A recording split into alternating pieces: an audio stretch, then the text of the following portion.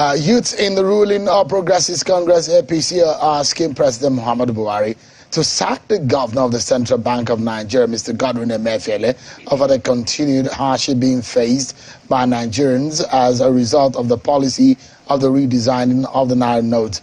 They addressed journalists in Abuja, and the convener, Ayoyalowo, at that press conference says that the policy is targeted at ensuring that the party lose the 2023 presidential election.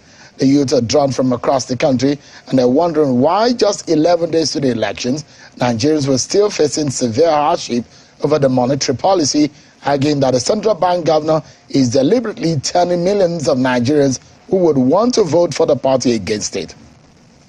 I'm now being joined by the convener of that group, Ayo Oyalowo. By every look of it, you're not a young person at all.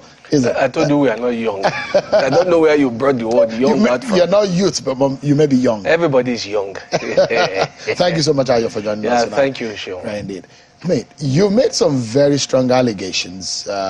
You're asking for some very difficult decisions from the president.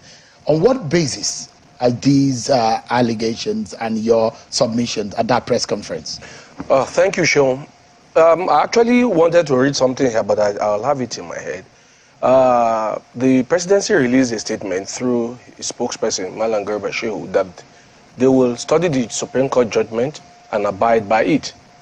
And also the attorney... It was actually an injunction. Yeah, the court injunction. Yeah. Don't worry, you are the law student. No. So because there's no position yet. And then the Attorney General also, but you know, he said the status quo should stand. For now, that means the old Naira note should have been in use. And also the Attorney General told the same line. So when we say the president should sack the CBN governor, we are saying that he's disrespecting not just the Nigerian people and the Supreme Court, but he's even disrespecting the man who appointed him in the first place. Because if the president, through his law officer, says they will study and follow whatever the injunction is until there is a substantive statement by the Supreme Court when they sit down to actually hear the allegation. Because what we have here is an ex parte motion saying stay execution until the case is properly heard, which was heard today, and then it was also moved to 22nd of this month, which is about next week, I think Monday or Tuesday.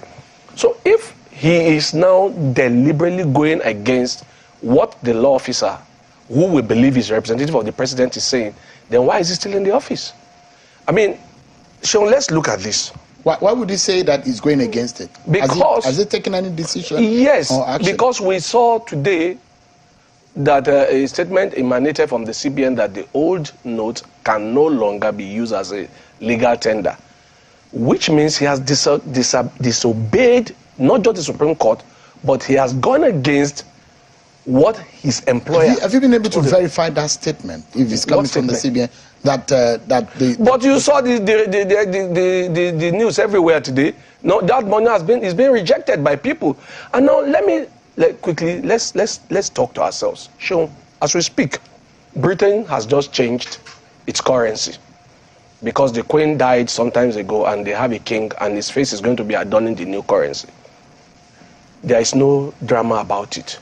Nigeria has changed currency several times. We've never had a drama. The United States just changed the dollar about 2-3 years back. I'm sure you remember that too. There was no drama because normally what you do is you let people spend the old money, and the moment it goes into the bank, it never comes out. Only the new one comes out. But those who still have the old one can do their businesses with it. But only in this country do we like unnecessary and unneeded drama. What do I mean? You release the new notes half of December, and by January, which means you are giving just 45 days after you have taken away about 3 trillion from the system, you are making about, 300 billion or so available, which is less than 10% of what we are talking about. You are actually precipitating a crisis, and we are seeing it today. As we speak, I'm sure you saw Benin, the CBN in Benin made a run on. We saw the another bank, I don't want to mention the names of those commercial banks in Delta that was burned to the ground. We saw in Ilorin, you saw in Ibadan. And my fear is if this thing spread and escalate around the country, it becomes a crisis of an unprecedented and monumental proportion. So it beggars belief, and it beats every common sense when people sit here and say, oh, the old note is to buy currency, when even the CBN governor himself has said even the new one have been hijacked by politicians. We know that one gives new excuses every day, but he has just said that. So making it about politics is jejune, is very childish, because if you are talking about crisis that this money has created, the people that are being punished on the street today are not politicians. And if you say you want to stop people from buying votes, what you have just done now is, if we have to believe the CBN governor that some politicians have seized that money, then you have just made vote buying even more easier, because I'm not accepting it, but without considering, let's say people want to buy votes. The person that you will have paid 5,000 before, because of the situation you have put them now, they will take 500 naira just to eat, because we can see people's dignity being stripped of them. You saw grown men and women crying, not because they are begging for money, but because they cannot access their own money. How do we think this makes sense? Let's take this issue one after the other. And you heard the guest when he says he was curious about the fact that most of those who have opposed the policy of the CBN are mostly supporters of your party and some of the governors of your party. And the question then begs, and you said as much in your press conference, that this policy is meant to make your party lose the election. Your opponents have alleged that your party wants to use the old notes to influence the election. I mean, like I said earlier on, that is, I'm trying to hold my language very well. It's so childish to even think about that. Because if the worst come to the worst, how much do you buy a vote? Seriously, how much? If you can't get naira, you will get $1 and give people dollars.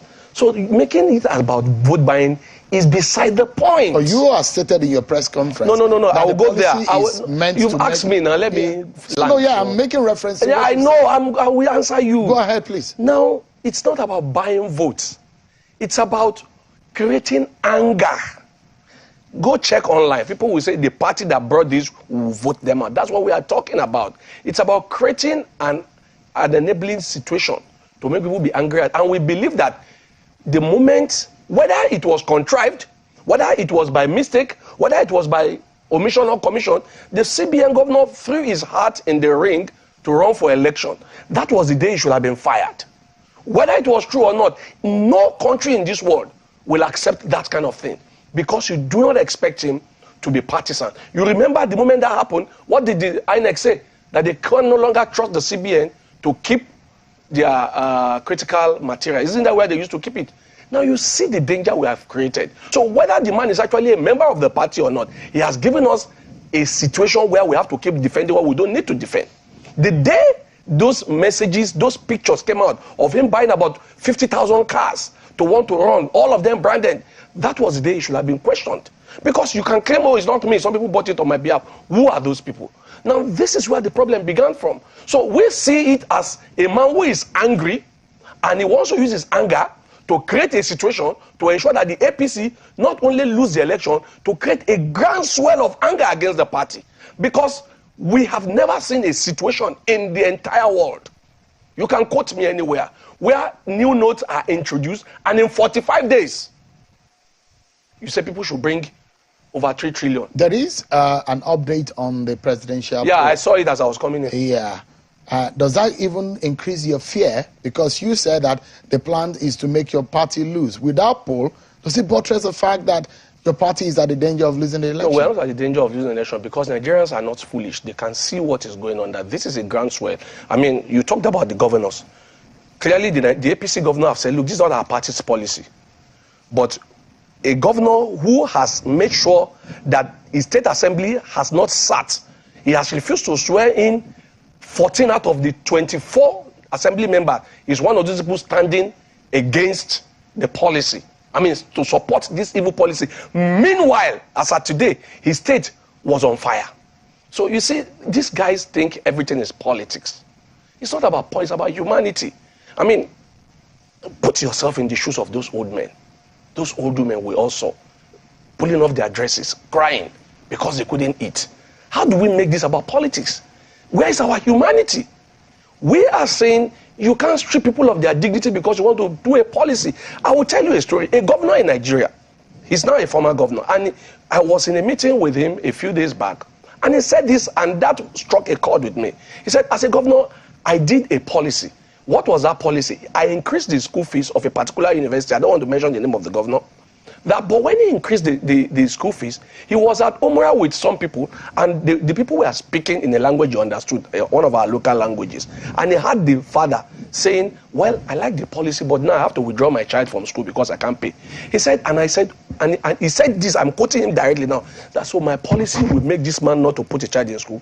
So no. Then he said, I came back to Nigeria and I resigned the policy. Not because the policy was not good. He said, but when a policy, no matter how good it is, have unintended consequences that are damaging to people, a good policymaker sits down, review, and then re-strategize. Ayo, did your party see this coming? Is it a situation of a house divided against No. It's not the house divided against itself. Like I told you, it has something to do with our party.